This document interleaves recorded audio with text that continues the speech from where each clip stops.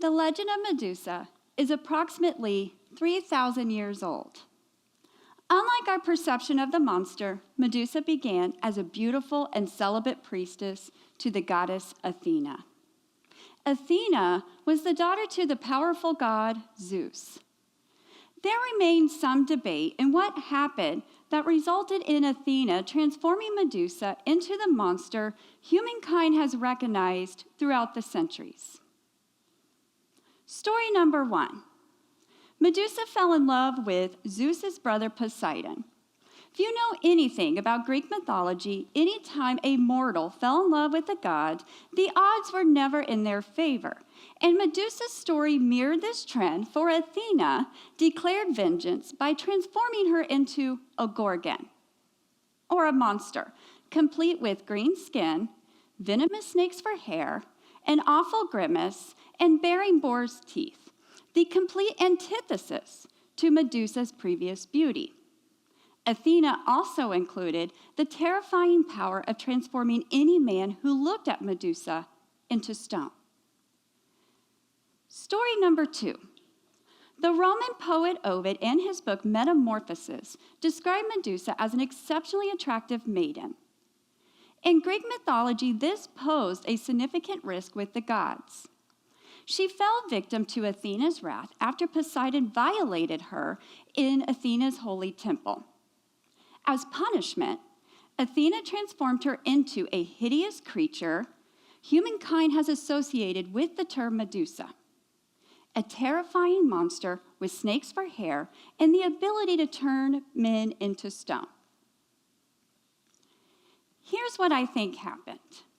Medusa was a young and beautiful woman who developed a close friendship with Athena. And for Athena, it wasn't easy being a powerful woman in the time of the gods. The gods took what they wanted, and they desired beautiful women like Medusa. We all know the balance of receiving too much attention. Medusa was the new person on the scene, and she generated this awareness. At first, being noticed was fun, and at times welcomed. She had Athena's respect and Poseidon's attention. Maybe Athena slowly wore away at Medusa, but Medusa continued to receive Poseidon's attention. After the assault, instead of being supportive, Athena surrendered to her jealousy and rage onto Medusa, and onto men, because any man who looked at Medusa was turned into stone. Medusa transformed from victim into a monster, creating more victims. Metamorphically, Medusa's body symbolized the exposure to oppression, realized and revealed both by Medusa as a victim and her victims. She was the representation of a secret that needed to remain hidden, but once exposed, there was danger and a dark truth. Her monstrous appearance of a once beautiful and pure woman revealed the patriarchal discourse among the Greek gods and goddesses. Like the Medusa legend, the price of admissions to being human is suffering some form of pain and trauma in certain points in a lifetime. Our job is to tunnel that trauma into our journey through living. Perhaps the most hurtful realities are the antagonistic statements inflicted upon others or ourselves, stemming from judgment, ignorance, and apathy from individuals who truly struggle or don't want to understand. In other words, in Athena. When my mother was a sophomore in high school, she was the all-American girl, captain of her varsity cheerleading squad, straight A student, a talented flutist, gifted sketcher, and a brilliant horsewoman. She began her high school career full of hope and promise as the youngest and sole girl out of 5 children. That was until she found herself pregnant with me at the age of 16. It was the 1980s, and Missouri. Tradition said she must get married to keep me from being born out of wedlock, a euphemism for an illegitimate child. To avoid this usually offensive label, my mother cashed in her savings and married my father, who was 20 at the time. My parents didn't engage in any abnormal teenage activity. They just got caught from the pregnancy. And I, the product of that choice, lived with community condemnation of that decision. It's an unforgiving certainty that children born to teenage mothers are more likely to become teenage parents themselves. My grandmothers, both maternal and paternal, were teen moms. The odds were not in my favor as I tolerated individuals who treated me like a future high school dropout who would get pregnant. I was unworthy of their attention for academic achievement. I struggled in elementary school and was even held back a grade, the complete contrast to my future success in college. Little did I know, I would struggle to get pregnant and even suffer a miscarriage. While my mother carried the burden of being a teen mom, I carried the weight of unexplained infertility. I eventually gave birth to 2 daughters, but like my mom, I wasn't spared judgment. I think about the fact that I come from a teen mom who sacrificed everything for her 3 children. In ways, women have choices, yet some choices are made for us. My mom didn't choose to get married, but she chose to file for a divorce and walk her own path. I didn't choose to suffer a miscarriage, but I chose to use my heartbreak to reach out to others. Like Medusa, a woman doesn't choose to get assaulted. In these moments, don't be an Athena. I must admit, it's hardly a spoiler to say that I am guilty of acting like Athena at times. I find myself casting judgment, speaking during a time I shouldn't, hurting others, and I'm certain I have an interminable litany of other transgressions. I'm guilty. I'm human, and I'm not always good at expressing forgiveness. However, on my journey to where I am today, I have faced pain, grief, and judgment that has shaped me into a more empathetic and understanding individual.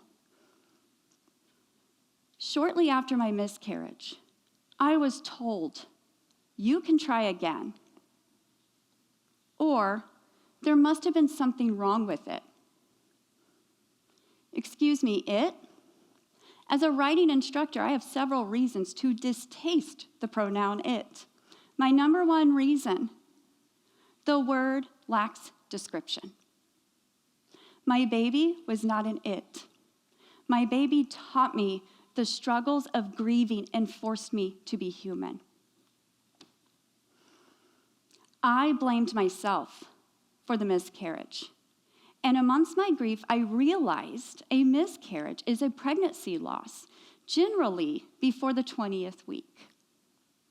I fixated on the word spontaneous because that meant I lacked control.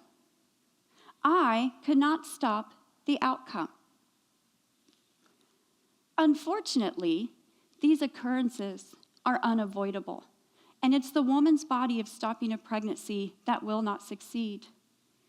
10 to 20% of pregnancies will end in miscarriage, and 80% of these will happen in the first trimester.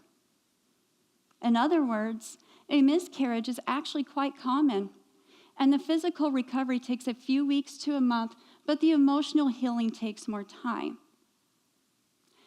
A woman's grief surrounding her miscarriage is not an open invitation to ignorant statements. My best advice, and this comes from experience, offer a hug and a shoulder to cry on, because that is what she needs.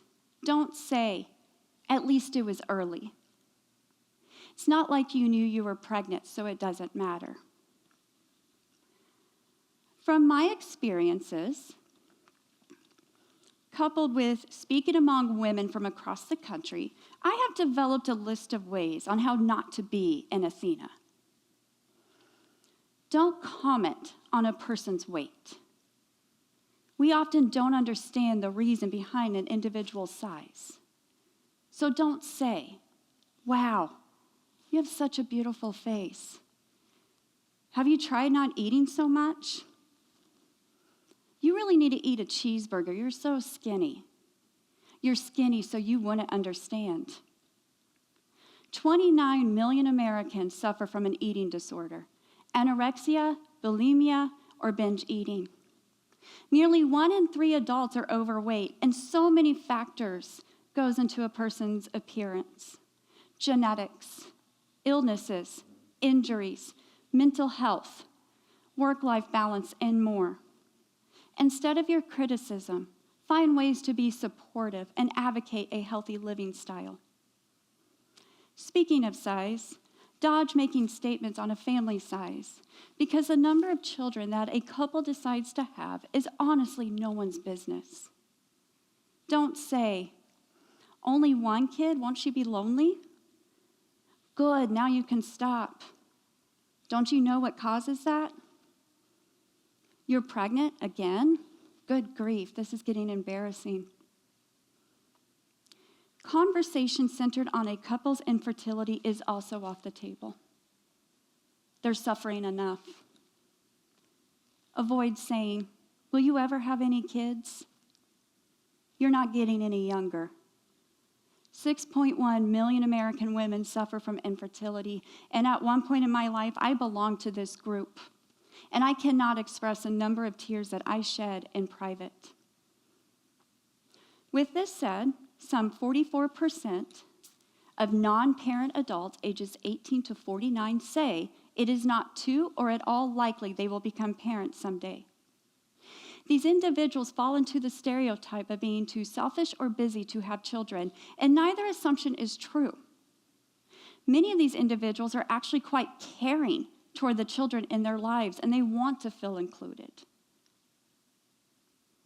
When an individual makes the decision to live their authentic self, or when a same-sex couple wants to expand their family, keep your personal thoughts exactly that, personal, and just respect their choice. When a woman is violated, the crime is never her fault. So saying, "It's not your fault, but it kind of is because you put yourself in that position," puts you in the position as Athena. Every 68 seconds, a woman is violated. Every 9 minutes, that victim is a child. And only 25 out of every 1,000 perpetrator will see prison. When a person approaches you about their mental health, their depression, anxiety, grief, tragedy, and more, never downplay their situation. A stay-at-home parent's job description requires a lot of responsibility without a paycheck or sick days. They often feel like they're in isolation. Make sure you're reaching out and engaging them in intellectual conversation beyond their children. Stay-at-home parents are not the only parents struggling from burnout. Working parents are as well. Again, find a way to lend a helping hand. Up until we face real life and trauma, we often just accept the way things are, resigning to what we believe to be true. Our words and actions carry a lot of weight. But a hurting person wants to feel closeness. They want to be trusted. They want to start over. We are complicated, but we are strong enough to survive. And through that survival, we are afforded the opportunity to reach out to others and help them in their tragedies. My best advice: be available, listen, advocate, because that is what a hurting person needs. Don't take an individual's tragedy their grief, their confidence, and turn them into a monster. In other words, a Medusa. Instead of turning them into a monster that's going to create more victims, find ways to build and empower a survivor. Don't be an Athena. Thank you.